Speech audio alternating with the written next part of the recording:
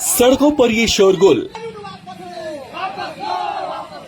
हाथों में झंडियां थामे हुए नाराज भीड़ और नारेबाजी जाहिर कर रही है कि भारत बंद का असर जोरदार है।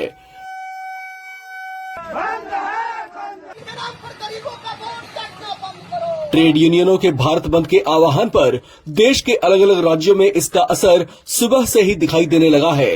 भारत बंद के साथ साथ बिहार में विपक्षी दल आरजेडी का चक्का जाम भी है, जिसका डबल डोज असर बिहार की सड़कों और रेलवे ट्रैक्स पर दिखाई दिए। एक तरफ ट्रेड यूनियंस ने अपनी मांगों को लेकर भारत बंद का आह्वान किया है, वहीं बिहार में विपक्षी दल मतदाता गहन पुनरीक्षण के खिलाफ चक्का जाम कर रहे हैं।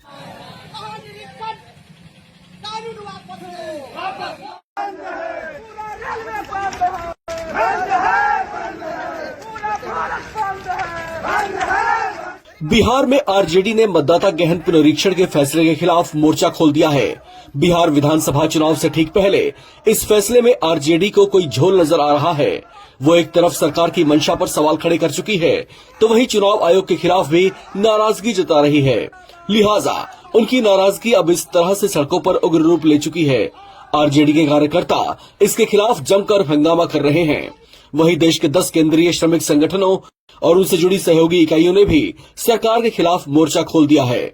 उनके भारत बंद का असर हड़तालें कर सरकार की मजदूर, किसान और राष्ट्र विरोधी नीतियों के खिलाफ विरोध जताना है, जिसकी शुरुआत हो चुकी है। बताया जा रहा है कि इस बड़ी हड़ताल में 25 करोड़ से ज्यादा कर्मचारी भाग ले सकते हैं, जिसका असर देश की कई प्रमुख सेवाओं पर भी पड़ सकता है। हड़ताल के दायरे में बैंकिंग, बीमा, डाक सेवाएं, कोयला खनन, परिवहन, निर्माण, फैक्ट्रियां और राज्य सरकारों के कई विभाग शामिल हैं। हिंद मजदूर सभा के नेता हरभजन सिंह सिद्धू ने कहा कि हड़ताल से देश की सामान्य सेवाएं बुरी तरह से बाधित हो सकती हैं। All India trade union Congress AITUC की महासचिव अमरजीत कौर के मुताबिक इस बार हड़ताल को किसान संगठनों और ग्रामीण श्रमिक यूनियनों का भी समर्थन प्राप्त है। संयुक्त किसान मोर्चा और कृषि श्रमिक संगठनों ने श्रमिक आंदोलन के समर्थन में प्रदर्शन करने की घोषणा की है। हड़ताल का असर प्रमुख महानगरों दिल्ली, कोलकाता, मुंबई, चेन्नई, भोपाल, पटना, बेंगलुरु, हैदराबाद, लखनऊ और चंडीगढ़ जैसे शहरों में देखा जा सकता है।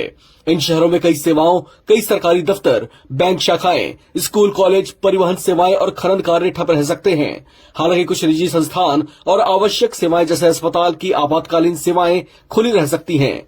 हड़ताल के पीछे मजदूर संगठनों की प्रमुख मांगे वार्षिक निजीकरण, आउटसोर्सिंग और ठेकेदारी प्रणाली पर रोक, श्रम सम्मेलन की बहाली, 4 श्रम संहिताओं को वापस लेना जो श्रमिकों के अधिकारों को कमजोर बनाती हैं, सामूहिक सौदेबाजी और हड़ताल के अधिकार को संरक्षित करना, युवा रोजगार को बढ़ावा देने के लिए सेवानिवृत्त कर्मचारियों की पुनर्नियुक्ति पर रोक और महंगाई, बेरोजगारी और मजदूरी में गिरावट पर ठोस नीति बनाने जैसी मांगे शामिल हैं।